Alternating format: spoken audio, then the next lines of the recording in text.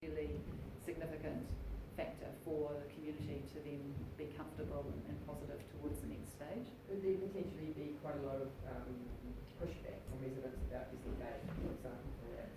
Actually, most of Waiheke's already using bait in terms of rat control, and in fact that's something that we're looking at really closely because by and large there's a lot of Frankham use, which is the most likely certainly one of the eradication tools. So there are people that don't use bait and don't want bait on their property, but by and large, the majority are already using it. Right. Yeah. So that will be the next phase, will it?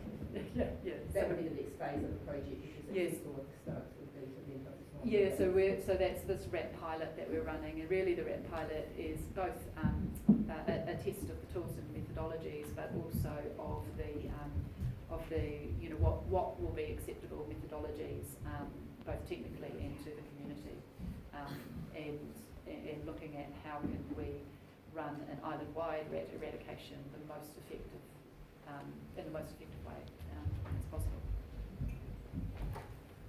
Kia ora tātou. I realised I didn't introduce myself. I'm Pamela Gill, and I'm the co-chair of the Waiheke Rangers Alliance, and I'm just blown away by your presentation actually. That's where we want to go. Cool. And you brought up lots of really interesting things about all the stuff before you even started. Yeah. But I guess I've got a number of questions. So, one, how many staff do you employ?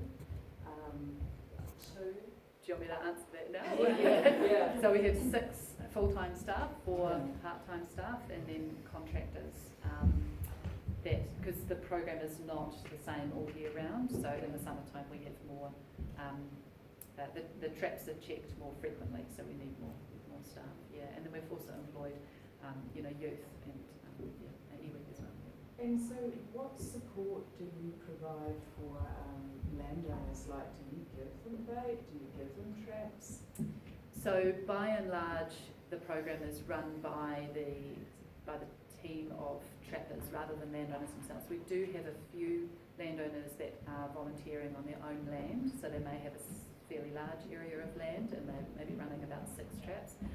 But by and large, they're the exception rather than the rule. They're very, very committed. They've already done this trapping work before. They're already also volunteering at Whakanefa Regional Park or something like that. They're highly involved and highly committed because it is quite intense for volunteers to be delivering an eradication program. Just in terms of you needing to check a trap every 7 days in the summer, every 7 days, and you don't get to miss it. And so what was the question? Was it about support? Yeah, like do you provide traps? Do you provide bait?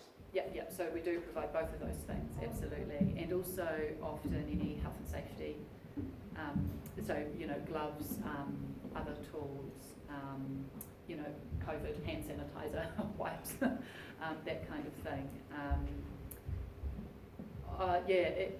It varies depending on who the people are, but we support them in that way. Yeah. And I noticed this is about being predator free, and Waiheke Rangers we're talking pest free.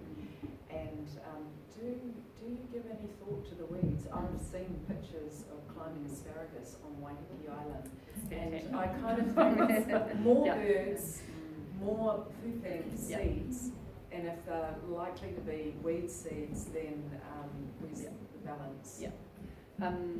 Yeah, absolutely, and there is a lot of consideration for integrated pest management approach. Having said that, this is one of the tensions, I guess, because we have clear funding accountabilities and a clear mandate for stoats and rats. Right. And so what we do is we work in the Waiheke Collective with other entities that are delivering other pest plant or pest animal programs. So for example, the Waiheke Resources Trust doing a lot of restoration work, they do a lot of weed control work. Auckland Council is doing rabbit control and a pig eradication on Waiheke at the moment, that sort of thing. So we are overcoming, I guess, that challenge by working in partnership with these other entities. Thank you. Cool. you, Mary.